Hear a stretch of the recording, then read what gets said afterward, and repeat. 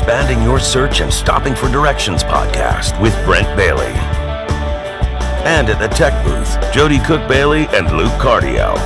We are growing our circles of connections and knowledge together with encouraging conversations and positive communications.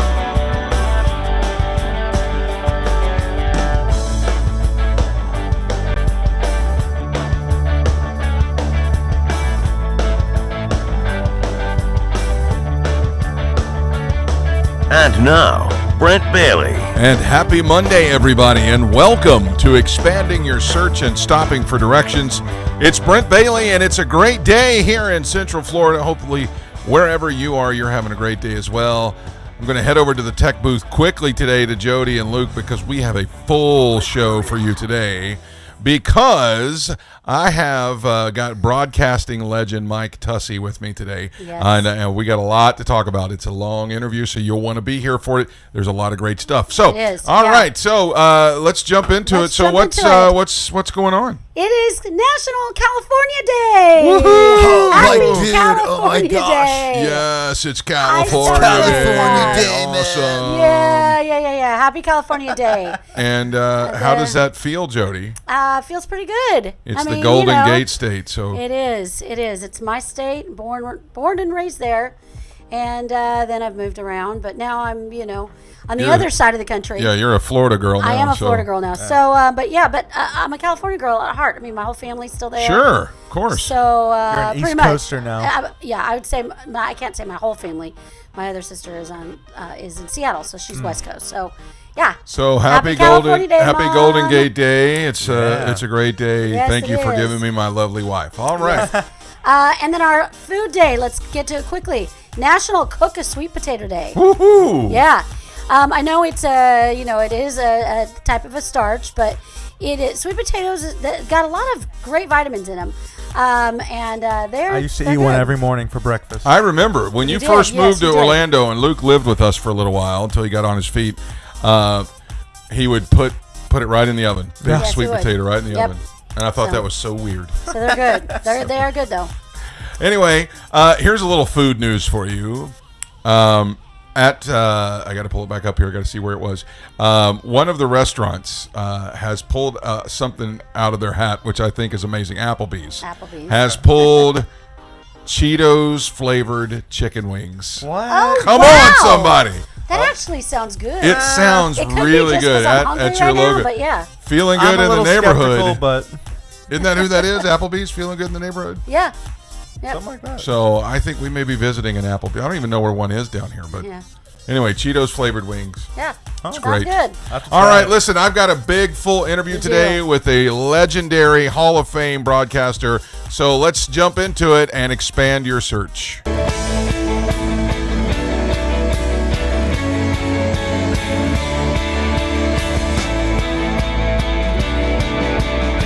I'm so excited to have on the program today somebody that I had the privilege to work with, but even before I work with him, I felt like I knew him. He was always a voice that wasn't coming from my head. He was a voice that was out there in the air. I grew up listening to this fella on the radio. He was a sportscaster in our area, and he has become quite the living legend in the area of Kentucky that I grew up in, and now into the regional area of that part of the United States. He is a member of the West Virginia Broadcasting Hall of Fame. He is also a member of the Baseball Hall of Fame for CP1 Ashland, Kentucky baseball. He is the 2020 play-by-play commentator for Morehead State University's ESPN Plus telecast. He has written 3 books. One is titled Baseball and Me, Echoes of the Game. Also, Touchdown Saints.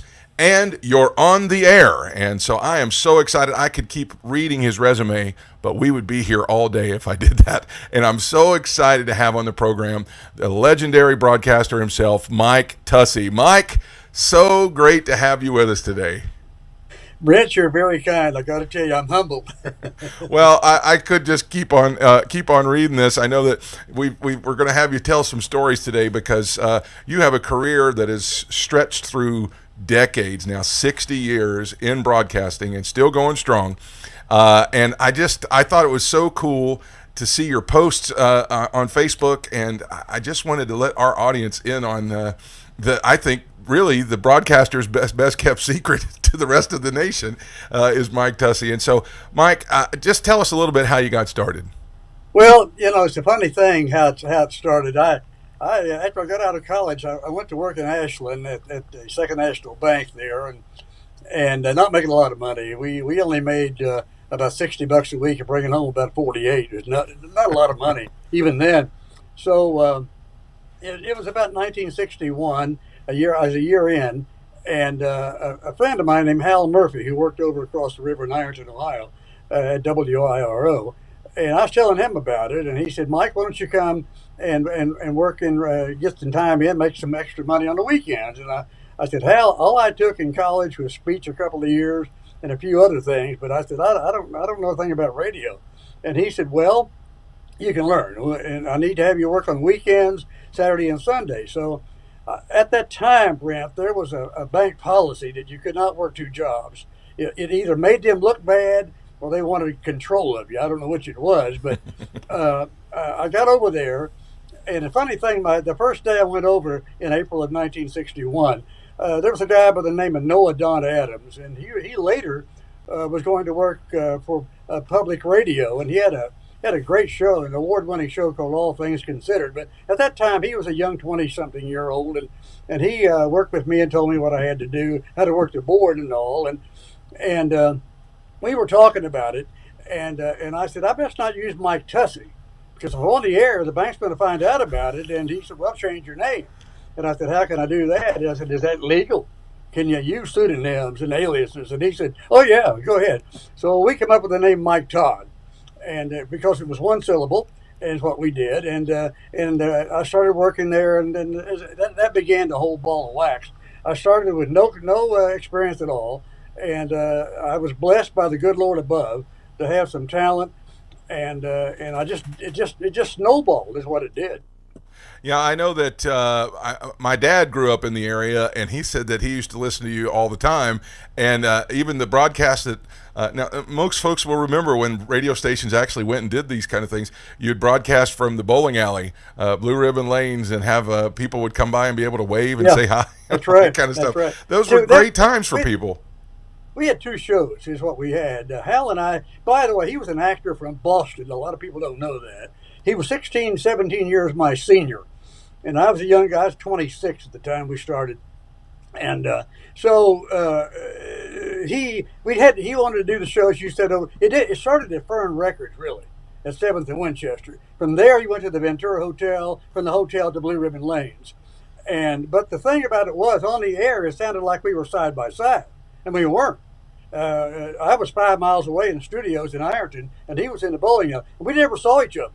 We went on the air at 7:05, and he'd call me about 7 o'clock when Mutual News was on, and he'd say, Mike, I want to play this, that, these, and those. We're going to do this. We're going to do that. I said, okay, Hal. Well, I was his Ed McMahon. Remember Johnny Carson? Sure. I was his great man to be. But it turned out that I had some humor, too, and I threw some things at him along the way. And it turned out to be that was a funny thing to do. And we got along. The chemistry was there. And we worked together to 1967. And then WTCR came calling. They wanted to steal me away and take me to WTCR. So I could not turn it down. Hal was a little bit upset about it, but it broke up our two-man show.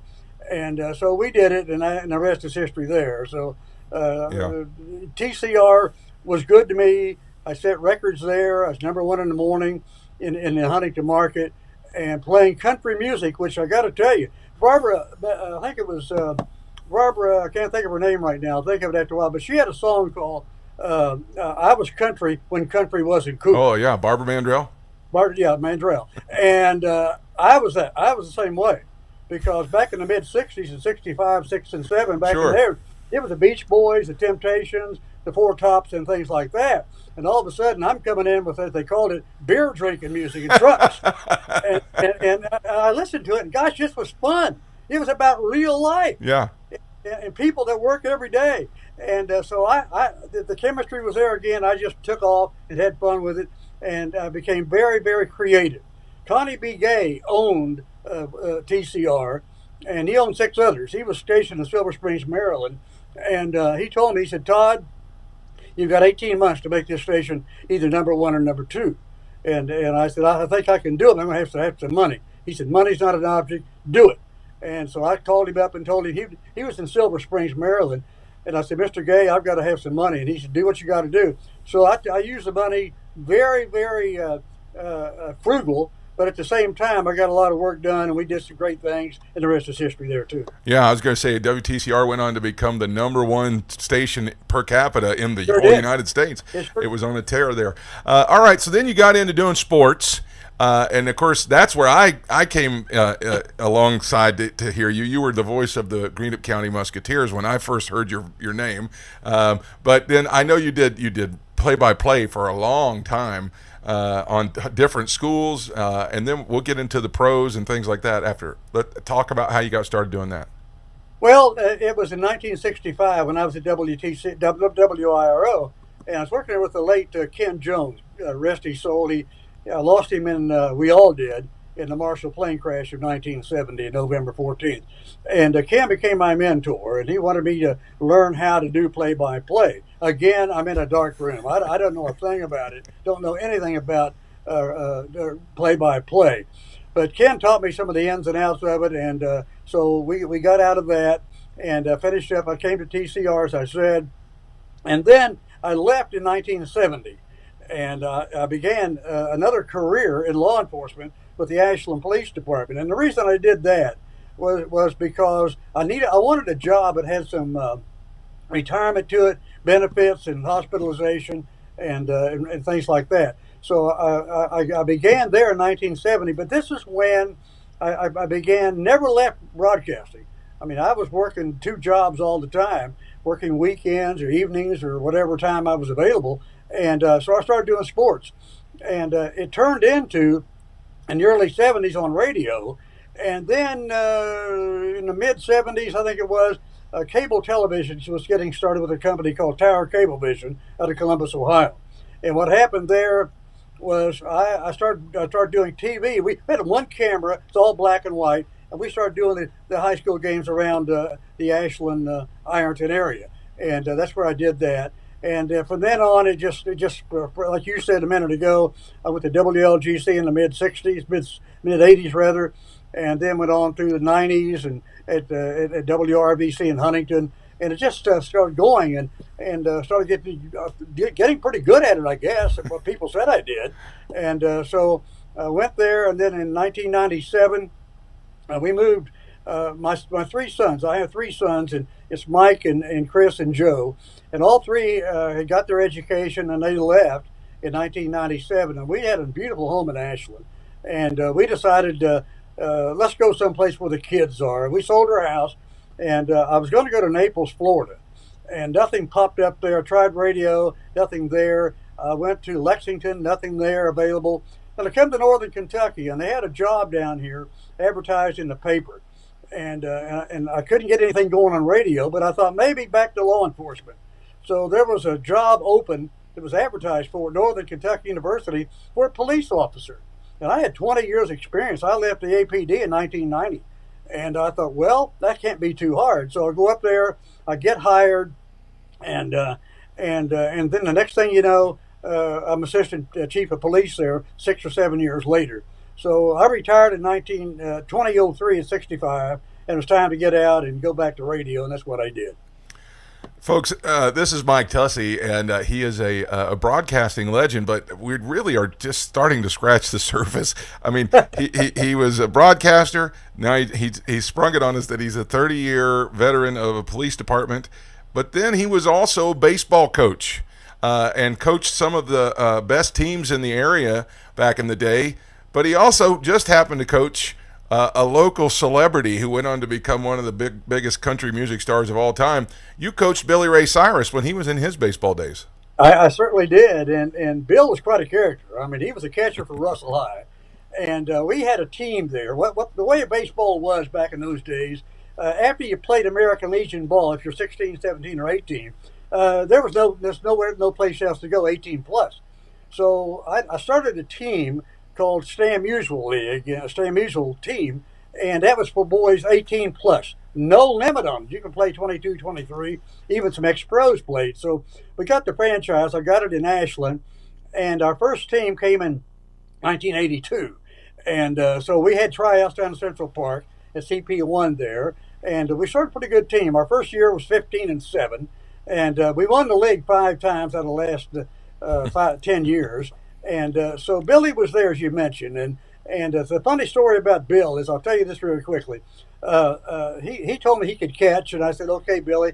And now you got to understand, there was no Billy Ray Cyrus star this time. He was just a kid, so he was a talker back behind the plate. Good cat. He had a lot of enthusiasm. So one game we were playing, true story, and a lot of people don't know this, but we were up in Huntington, West Virginia, behind the field house there on, I think, on Fifth Avenue. And there's an old ball field there behind the Memorial Fieldhouse in Huntington in 1982. And we were playing that night, but it had rained several days, and the field was full of mud and everything else. And so I got out of the car, we walked over, the umpire showed up, and there was a giant mud hole there right by home plate. Must have been about 10 foot square. It was a big hole, about 2 inches deep of water. So the official said, Coach, do you want to play this game? And I said, well, let me see. He said, you want to play the mud puddle a dead ball? And I said, well, we could do that. Well, Billy was listening, and he said, no, we'll play it live. And he did a belly buster right into the mud puddle, and jumped in it, covered with mud and everything else. He said, little mud don't bother me, man. Let's play baseball. So that's how I got introduced to Billy Ray. Now, the good thing about that was I sent you a picture. Yes. 10 years later in 1992. Now, this time, Billy Ray was really now after achy breaky heart. So I saw him, and I said, Bill, I got to show you this picture taken 10 years ago. He said, oh my gosh.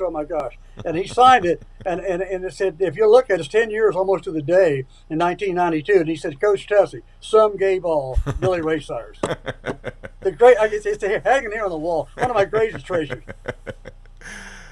Folks, again, this is Mike Tussey. He is a broadcasting legend, and he's still into the game today. Now, you have gotten close a couple times to actually breaking into the national scene with things like you were the voice of the Huntington Cubs, which is an affiliate of the Chicago Cubs. Right. So go ahead and talk about that. I tried out for that. I applied for it. I had to send the tapes in and all that kind of thing. And I guess the Lord blessed me and said, okay, you're at the right place at the right time. And the general manager then was a young man named David Griffin. And so David said, he was 26. And he said, Mike, he said, you're going to be my director of communication and my public relation man. And I said, okay, but you're going to do all the games home and away in the Appalachian League. So I got with that. And got to be fairly good at it, I guess, and I worked hard at it. I really did, and it was fun traveling around, and I could write a book about. That's what part of my third book, Baseball and Me, the Echoes of the Game, was about my years with the Cubs, and pro baseball and what goes on in the minors. If you ever saw the movie Bull Durham, that's the way it really is. Yeah. I mean, there are guys who would shut off the sprinkler. I'm telling you, they would do that. But at any rate. I was offered a job and given a job right there in 1994 at the end of the 94 season by Al Goldus. He was the senior vice president of Chicago. And he said, Mike, I want to send you to AA Orlando to be the voice of our Cubs down there. And I said, my gracious. And he said, you want it? And I said, yes, sir, I do. So it turned out that year it wasn't going to be because the strike of 94 hit. No World Series. They fired Larry Himes and the general manager. They fired Al, and I was out of a job. So guess what? Back to radio again. Yeah. And that's been a real sweet spot for you. You've also done things for Marshall. You've done things for other colleges. Currently, you're working for ESPN doing the Morehead State University Eagles. How did that come about? Well, what you do if you're me, you send out a lot of feelers, and you're a free agent. And what you got to do, you got to let people know who you are, what you can do. Excuse me, and when you can do it. So I sent the feelers out, contacted some people, and the next thing I know, I get a phone call and an email back, and it said, give this guy a call. So I did, and they told me that this is they're mid-major now, This is the smaller mid-major colleges.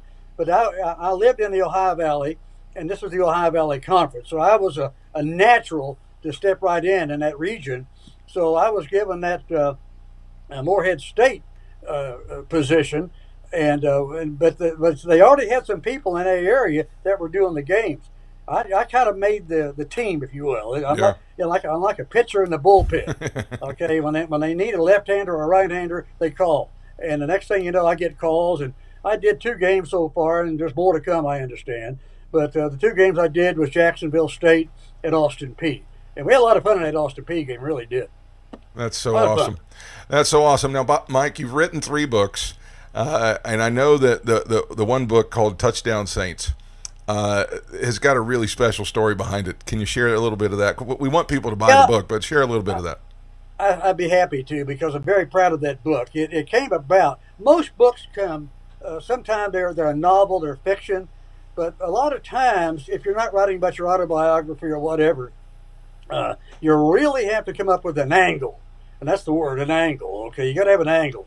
And the angle of this just naturally happened. Sadly, it happened because in 2015, the Thomas More Saints, located in northern Kentucky, about 10 miles from my house here in Florence, Kentucky, and which is it's a suburb of Cincinnati, for those of you who don't know. And Mitch had gotten killed in a terrible accident about 8 hours before his first class, and it shocked the campus, shocked the football team. He was going to be a senior, and he would have been the defensive back, one of the DBs in the backfield in the secondary. So they dedicated the season to him. The Fly High Mitch T-shirts came out and that kind of thing. And his presence was there. I told you yesterday on the phone that he wore number 12, and the number 12 popped up in different combinations of numbers. It came up a lot of times. For instance, we set 12 school records on one day, on September the 12th, 2015. 12, and we won the game 84-7. What's 8 and 4? It's 12. That's Mitch's number. So it's scary. So I rewrote the book, and the Saints went on to win the GLVC. I'm sorry, the PAC, the President's Athletic Conference. They won that and won everything that year. And it was just a fitting way to end a great season and a tribute to Mitch Kramer. So the book I sold out and nothing flat. I couldn't get enough printed. So it's a great book, and it was a tribute to Mitch Kramer and the Saints. Mike, I know that your career has spanned 6 decades now. You're now 82 years old. What we do believe, you are the oldest active sportscaster going in the game today. What is the secret? This is how a good place to end. What's the secret to longevity in a career, I guess of any career, with all the things you've done? And so many people would probably have lost sorting. I got to do this, and this. You were doing 3 big things at once, and you've been doing multiple things like that for 60 years now. What's your secret? Well, first of all, you got to love what you do. Somebody once upon a time said, if you love what you do, you'll never work a day in your life. That's an overused analogy, but that's true. And the first thing, you got to love what you do. You got to be totally 1,000%. And I'm talking about 1,000% committed to doing it. So when I represent a school or a team, whatever it well may be, or whoever it is, I give them 10,000%. I will spend, and I'm telling you the truth here, I will spend the better part of 15 to 20, maybe more hours than that on research, development, and preparation before I sit down and put the headset on. And so I do that. The main reason, one of the reasons physically and mentally is it's good mental health. Now, I could have quit doing sports and just forgot it all about 15, 20 years ago when I was 62 or 65. But I love what I do. I love meeting people. I love the interaction with the kids. And I love the coaches, and we get along fine. And so I thought the best thing to do was to get mentally prepared to do the game. I didn't want Alzheimer's to set in or some kind of mental disease. So you got to use your head and your brain, because if you don't use it, it's going to go. Yeah. And so if you use it, it keeps me active. I still have my instant recall. I still got my wit. I still got my drive, my commitment. My eyesight a little bit needs to be helped out here and there. But other than that, I feel like I'm 60 years old. I really do. And the Lord has blessed me, and I'm humbled to be there. Folks, this is Mike Tussey. We're going to have you back on the program. You've got an invitation to come back because we have literally just begun to scratch the surface of the stories and the experiences of a real pro in the game right now. And Mike, I could not appreciate your time anymore. Thank you so much for coming and being with us today. Thanks, Brent. It's my pleasure, sir. Very, very, very enjoyable. Thank you, sir. All right. That's Mike Tussey, everybody. And now let's stop for directions.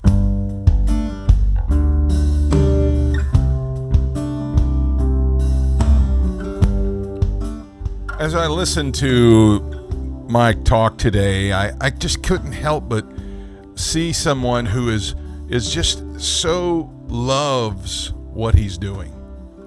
At 82 years old, he is still just as sharp as he ever was. He's still just as vibrant as he ever was when I worked with him 30 years ago. And there's something to say about that. To have a 60-year-long career and counting is an amazing feat. And I know that some folks like to say, well, I'm just trying to get my 30 in so that I can retire. And the thing is it's great to enjoy a reward that you've earned. It's a whole nother thing to just stop living. And as I was listening to Mike talk, I could see somebody is very much enjoying his retirement from his job, but he loves his career. And that's the one thing I want to talk to you about today, because knowing Mike like I know him, Colossians chapter 3, verse number 23 is a very resounding scripture in his life. And it's this: whatever you do, work heartily as for the Lord and not for men. You know, there are things in our lives that there are some people that just, they actually get to do what they're called and born to do for a living. And those people sincerely just have the best outlook on everything that they do. And that's what I want to encourage you with today. In your life, work as if you're working for the Lord. Do it because you love it. Work hard at it. Prepare. Do everything you can to make it as good as you can. And I promise you, the results will be long. The results will be fruitful. You'll be able to be somebody who's in your 80s, ready to rip, roar, and ready to go again. Don't just survive, live. That's going to wrap it up for the program today. I'm so grateful to Jody and Luke for pulling off another great broadcast. I'm so incredibly grateful for the living legend, Mike Tussey, coming by and spending some time with us today and really sharing some stories of great wisdom that he's learned over the years and great experiences. I hope that you come back and visit with us again. We've got more great guests on the horizon for you. Some big names that I can't let out of the bag yet, but they're coming, and you'll not want to miss it. Until next time, I hope you found what you were looking for as you took the time to expand your search and stop for directions. Have a great day, everybody. Thanks for joining us today. Connect with us on @expandingyoursearch on Facebook and Instagram and @expandingsearch on Twitter. Relive any of our episodes on YouTube. We're available wherever podcasts are found, including Spotify, iHeartRadio, Apple Podcasts, and Google Podcasts. You can also download the Direction Ministries app on iOS, Android, Apple TV, Roku, and Amazon Fire. Take some time today to expand your search and stop for directions.